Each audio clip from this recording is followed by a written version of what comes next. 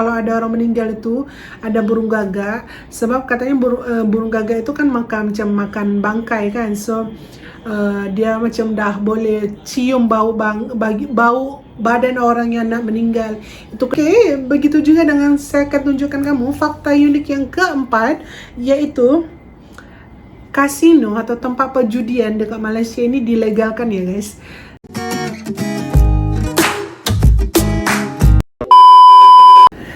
Hello guys, assalamualaikum, welcome back to my channel. Apa kabar kamu semua guys? Semoga kamu semua dalam keadaan sehat dimanapun kamu berada ya. Oke guys, selamat datang kepada kawan-kawan yang baru join subscribe channel saya.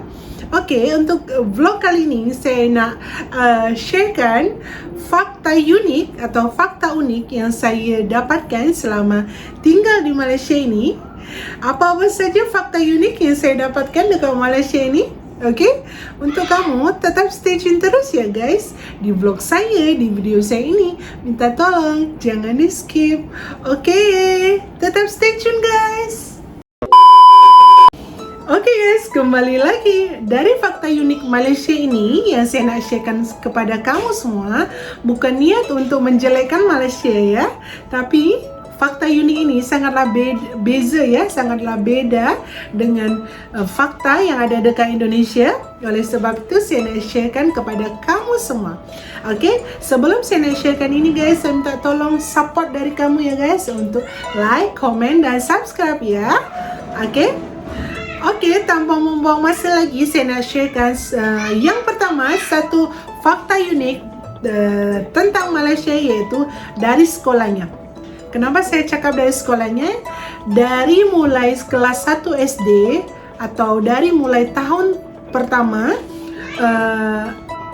anak sekolah Malaysia yang beragama Islam itu sudah diajarkan yang namanya pendidikan Jawi. Kalau di Indonesia itu pendidikan aksara Arab Melayu Indonesia. Udah diajarkan seperti itu, bahasa Jawi, bahasa Arab, bahasa tasmik, ulum.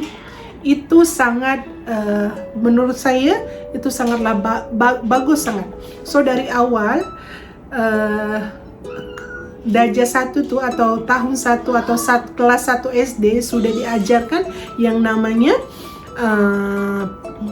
agama, pelajaran agama secara signifikan. Kalau di Indonesia kan kita hanya belajar mungkin solat, lepas tu rukun Islam, rukun iman. Iyalah, kita akan belajar lagi mendalam apabila kita sudah tahun 1, tahun 2, tahun 3. Tapi di Malaysia guys, kalau kamu Muslim dan masuk sekolah kebangsaan, itu sudah diajarkan yang namanya pendidikan bahasa Arab, bahasa Jawi, pendidikan ulum dan juga tasmik. So itu sangat, saya rasa macam yang terbaik. Walaupun kalau tak masuk sekolah agama, di sekolah kebangsaan mereka sudah ajarkan secara detail tentang agama Islam. Itu sangatlah luar biasa ya. Kalau kita dulu, kalau saya zaman saya dulu dapat sekolah bahasa Arab itu, saya tak berkesempatan belajar bahasa Arab sebab saya bukan masuk sekolah sanawiyah atau madrasah. Sebab saya sekolah kebangsaan ya, sekolah negeri di Indonesia. Di Indonesia, kalau ada sekolah negeri ya sekolah negeri saja. Ada pelajaran agama, ya pelajaran agama, tapi dia tak diajarkan bahasa Arab, bahasa Jawi, tasmik, ulum, tak diajarkan seperti itu. So tak ada diajarkan bacaan, cara baca Al-Quran yang betul, cara baca Iqra yang betul, itu tak diajarkan. So bagi saya sebagai parents sangatlah suka. So dari kecil itu semua budak-budak Malaysia sudah diajarkan agama dengan baik. Selama sekolah ini anak saya belajar bahasa Arab, saya pun juga ikut belajar sebab saya masa sekolah dulu memang tak berkesempatan yang namanya belajar bahasa Arab. So selama PDPR ini saya ajar anak saya Di situ juga ajar anak saya, dan saya juga ikut sekali belajar tentang bahasa Arab, tasmik dan ulum. Okay, so sangatlah terbaik menurut saya sudah diajarkan budak-budak atau anak-anak Malaysia ini semua tentang pelajaran agama Islam yang lagi detail, lagi mendalam, iaitu tentang solatnya, tentang mengajinya, tentang bahasa Arabnya, bahasa Jawinya, seperti itu. Kalau di Indonesia, kalau kamu nak belajar bahasa Arab atau belajar bahasa Arab, ya kamu kena masuk sekolah agama. Kalau di sini sekolah kebangsaan dan sekolah agama mesti harus macam sekali lah, macam itu, tak boleh terpisah. Itu menurut saya terbaik. Okay. Yang kedua yaitu siap-siap gemuk. Kenapa saya cakap fakta unik Malaysia yang kedua ini adalah siap-siap gemuk? Sebab majority orang-orang yang datang ke sini dari awalnya datang ke sini itu macam kurus dan macam tak berkhasiat. Tiba datang ke Malaysia, guys, memang semua orang badan dia orang akan jadi berkhasiat dari sini, macam berisi lah, gemuk lah. Bukan maksud obesity, okay? Lebih gemuk, lebih berisi, lebih badan tu pun lagi tegap. Sebab apa? Di Malaysia ini makanan sedap-sedap. Lepas tu semua orang boleh beli, bukannya mahal-mahal sangat. Kalau yang semua orang boleh belilah. So makmur kalau boleh dikatakan hidup di Malaysia ini. So untuk kamu semua yang orang Indonesia atau kawan-kawan di luar sana yang kalau kamu mungkin kurang berkhasiat, badan kamu tak selera makan, sila datang sini. Memang otomatik kamu akan lagi berkhasiat dan badan kamu lagi berisi. Okay guys, kembali lagi. Fakta unik yang ketiga yaitu banyaknya burung gagak ya guys dekat Malaysia ini. First time saya datang kat sini, ada burung gagak di depan rumah saya. Saya rasa macam yang takut. Saya cakap dengan suami saya, ya Allah, ada burung gagak. Siapa ni yang meninggal? Rasa macam takut kan?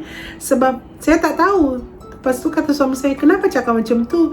Ya, kalau dulu dekat kampung saya mitosnya kalau ada burung gagak itu ada yang meninggal. So tak adalah dekat sini memang banyak burung gagak. Oh ya Allah, betul guys, ternyata saya tengok dekat sini banyak burung gagak. Apalagi kalau dekat taman-taman ya. Sebab kenapa kalau dekat kamu saya cakapnya mitos kalau ada orang meninggal itu ada burung gagak? Sebab katanya burung gagak itu kan macam makan bangkai kan. So dia macam dah boleh cium bau badan orang yang nak meninggal. Itu kenapa orang cakap katanya kalau ada gagak yang hinggap di atap rumah kami itu bermakna ada satu dalam family yang dalam rumah itu ada yang nak meninggal. Itu saya rasa macam yang takut first time saya lihat burung gagak dekat sini. Sampai saya pernah pergi piknik dekat pantai, bukan pantai, taman. Burung gagak itu ambil makanan yang kita bawa dari rumah. Saya rasa macam yang banyaknya burung gagak. So itu fakta unik yang ketiga. Okay, begitu juga dengan saya akan tunjukkan kamu fakta unik yang keempat, yaitu kasino atau tempat perjudian dekat Malaysia ini dilegalkan ya guys. Yang berada di Genting Highland. Genting Highland itu seperti tempat yang pegunungan yang sejuk ya, tempat sejuk di sana. So di sana tempat kasino yang dilegalkan di Malaysia ini. Saya tak tahu kenapa dilegalkan tempat perjudian kasino di Malaysia ini. Mungkin ada manfaatnya untuk Malaysia, saya pun tak tahu. Tapi rakyat Malaysia yang beragama Muslim tidak dibenarkan untuk masuk ke sana ya guys. Tapi kalau foreigner yang beragama Muslim, saya tak pasti sama ada dia orang boleh masuk ke dalam kasino tersebut ke tak. Okay, so minta tolong kepada kawan-kawan semua yang kawan-kawan saya orang Malaysia yang melihat video ini, boleh tak komen kenapa kasino atau tempat perjudian itu dilegalkan dekat Malaysia ni. Okey, kamu minta saya minta tolong, sila komen kat bawah sebab saya pun belum tahu jawabannya. Okey, yang kedua iaitu loteri atau togel kalau dekat Indonesia cakapnya guys. Di sini namanya toto. Toto itu juga di sini pun macam dibuka satu kedai. So orang boleh beli nombor tu dengan secara tak perlu bersembunyi-sembunyi. Kalau di Medan guys, kalau orang nak beli toto, nak buat judi, itu semua ditutup-tutupi lah, tak ada yang secara terang-terangan dan tak diletak di satu kedai macam toto number, beli number, tak seperti itu. Itu saya merasa macam lain dari Indonesia. Mungkin ada kebaikan untuk negara Malaysia ni, saya pun kurang tahu. So nanti sila kawan-kawan semua, kawan-kawan Malaysia bolehlah komen dekat bawah kenapa juga toto boleh dibuka secara terang-terang dekat Malaysia ni. Okay guys, fun fact yang keenam iaitu IC atau KTP-nya orang Malaysia atau IC orang Malaysia. Itu boleh diisi dengan duit ya, tapi bukan dikeluarkan dengan melalui bank, tak ya guys ya. Lebih kepada untuk kita boleh pump petrol atau benzin, dan juga boleh kita naik KTM, naik LRT menggunakan Touch 'n Go. Tapi kebanyakan orang rakyat Malaysia tidak menggunakan IC kalau untuk sebagai Touch 'n Go, sebab kadang mau tercicir. So oleh sebab itu rakyat Malaysia lebih gunakan kad Touch 'n Go biasa. Kalaupun emergency sangat, diorang pun boleh menggunakan IC untuk digunakan sebagai Touch 'n Go, iaitu bayar petrol ataupun juga naik bas, naik KTM dan LRT sebagainya. Okay, sangatlah bagus ya. Okay guys, itu saja vlog tentang fun fact yang saya alami selama dekat Malaysia ini. Okay, kalau kamu suka video ini, minta tolong ya guys untuk like, comment dan subscribe.